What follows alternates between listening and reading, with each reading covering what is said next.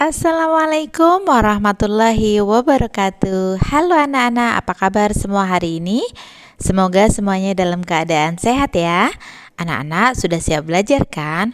Jangan lupa berdoa ya. Bismillahirrahmanirrahim. Rabbi zidni ilma warzuqni fahma.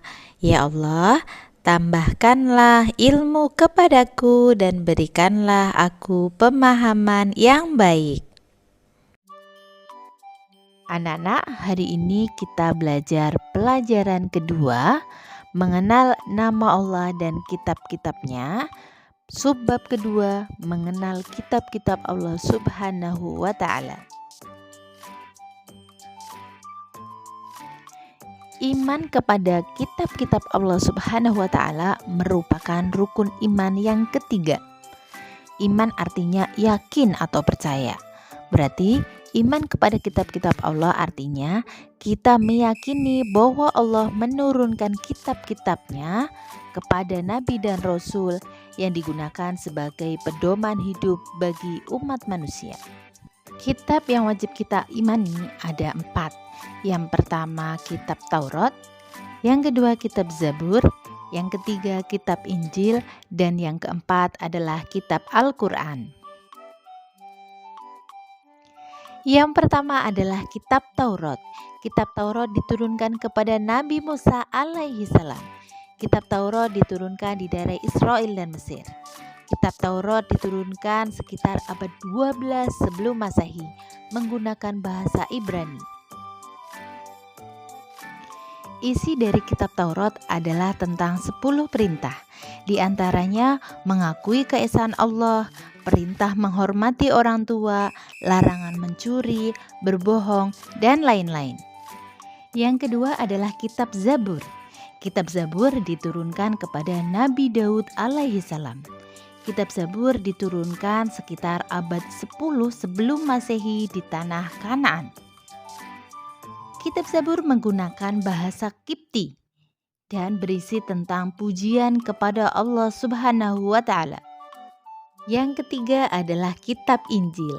Kitab Injil diturunkan kepada Nabi Isa alaihi salam. Kitab Injil diturunkan di daerah Yerusalem sekitar abad 1 Masehi. Dalam bahasa Yunani, Injil berarti kabar selamat, pelajaran yang baru atau kabar gembira. Kitab Injil merupakan pedoman bagi Bani Israel yang berisi perintah kepada Nabi Isa dan umatnya untuk mengesahkan Allah Subhanahu wa Ta'ala.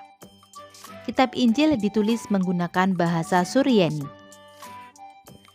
Dan yang keempat adalah kitab suci Al-Quran. Al-Quran artinya adalah bacaan. Al-Quran diturunkan kepada Nabi Muhammad SAW pada abad 6 Masehi. Al-Quran diturunkan di kota Mekah dan Madinah. Awal turunnya Al-Quran disebut Nuzulul Quran. Hal ini terjadi di Gua Hiro, yaitu ketika Malaikat Jibril menurunkan wahyu yang pertama kepada Nabi Muhammad SAW. Itulah awal Nabi Muhammad diangkat menjadi Rasul, yaitu pada usia 40 tahun. Al-Quran diturunkan secara berangsur-angsur selama 22 tahun, 2 bulan, 22 hari. Al-Quran berisi 30 juz, 114 surat, 6.236 ayat. Fungsi Al-Quran adalah untuk menyempurnakan hukum-hukum Allah dalam kitab-kitab sebelumnya. Ia diturunkan untuk seluruh umat manusia sebagai rahmatan lil alamin. Adapun kandungan yang terdapat dalam Al-Quran meliputi yang pertama akidah berkaitan dengan keyakinan, kepercayaan, dan keimanan. Yang kedua ibadah berkaitan dengan hubungan manusia dengan Allah. Yang ketiga syariah, yaitu ajaran dan peraturan yang ditetapkan Allah kepada manusia. Yang keempat muamalah, yaitu hubungan manusia dengan manusia lainnya. Dan yang kelima tarik, itu berkaitan dengan kisah-kisah umat terdahulu. Lalu, bagaimana cara kita beriman kepada kitab-kitab Allah? Nah, untuk 3 kitab selain Al-Quran, yaitu kitab Taurat, kitab Zabur, dan kitab Injil, kita harus meyakini kitab tersebut benar-benar wahyu Allah, bukan karangan dari para utusannya. Dan kita juga harus percaya akan kebenaran isinya. Namun, kita tidak wajib mengamalkannya, karena masa kitab tersebut sudah berakhir sesuai dengan zamannya dan sudah disempurnakan dalam Al-Quran. Sedangkan untuk kitab Al-Quran, kita wajib menggunakannya sebagai pedoman hidup, baik dalam urusan ibadah kepada Allah maupun urusan sesama manusia maupun makhluk lainnya. Kita wajib mempelajari isinya dan mengamalkannya dalam kehidupan sehari-hari. Nah, demikianlah penjelasan dari saya mengenai kitab-kitab Allah.